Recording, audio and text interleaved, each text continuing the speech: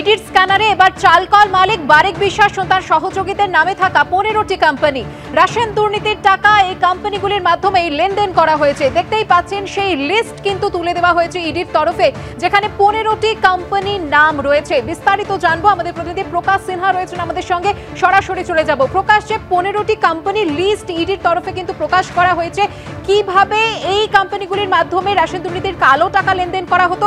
অন্যদিকে এই সব তথ্য নিয়ে জিজ্ঞেস করার জন্য কিন্তু বারিক বিশ্বাসকে তলব করা হয়েছে, কিন্তু তিনি সময় চাইছেন, সেই সময় কি ইডি তাকে দেবে আদৌ?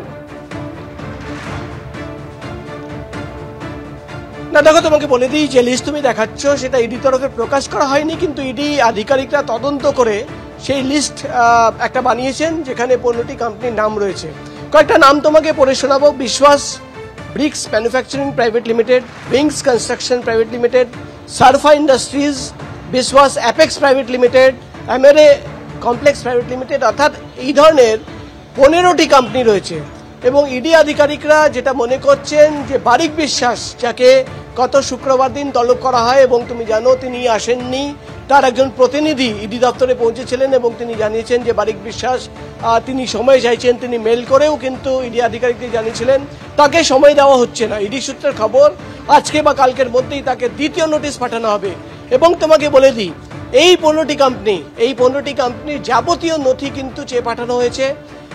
কটা ব্যাংক অ্যাকাউন্ট রয়েছে সেই সমস্ত ব্যাংক অ্যাকাউন্টের স্টেটমেন্টের কপি চেয়ে পাঠানো হয়েছে। অর্থাৎ ইডি আধিকারিকরা মনে করছেন যে রেশন বন্টনের যে দুর্নীতি হয়েছে তার কালো টাকা এই 15টা কোম্পানির মাধ্যমে হয়তো নয়শাই করা হয়েছে, পাচার করে দেওয়া হয়েছে বিভিন্ন মাধ্যমে।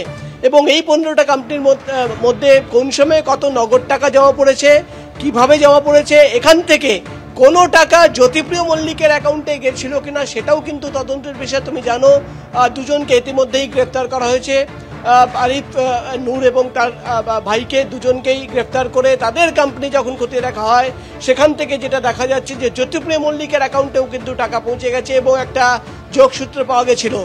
বারিক বিশ্বাসের এই 15টি কোম্পানি, শুধুমাত্র বারিক বিশ্বাস নয়, তার সহযোগীদের কোম্পানি, এই কোম্পানির মাধ্যমে কি খেলা হয়েছে বা কিভাবে টাকা নয়শয় হয়েছে সেটা দেখার জন্যই কিন্তু এই সমস্ত কোম্পানির যাবতীয় ব্যাংক অ্যাকাউন্ট, যাবতীয় নথি এবং কোম্পানিতে কারা কারা ডাইরেক্টর রয়েছে সেটাও কিন্তু খতিয়ে দেখা হচ্ছে এবং প্রত্যেককেই কিন্তু জিজ্ঞাসাবাদ করা হবে। সব মিলিয়ে বারিক বিশ্বাস গত শুক্রবার আসেননি, তিনি সময় চেয়েছেন, কিন্তু ইডি সূত্রের খবর তাকে সময় দেওয়া হচ্ছে না। তাকে আজকে বা কালকের মধ্যেই আবার দ্বিতীয়বার নোটিশ পাঠিয়ে তলব করা হবে। এবং ইডি আধিকারিকরা মনে করছেন যে এই গোটা রেশন বন্টন দুর্নীতি মামলায় তার একটা ইম্পর্টেন্ট রোল আছে। তার ভূমিকা তিনি পালন করেছেন সেদিকে অবশ্যই আমাদের নজর থাকবে। ধন্যবাদ তোমাকে প্রকাশ।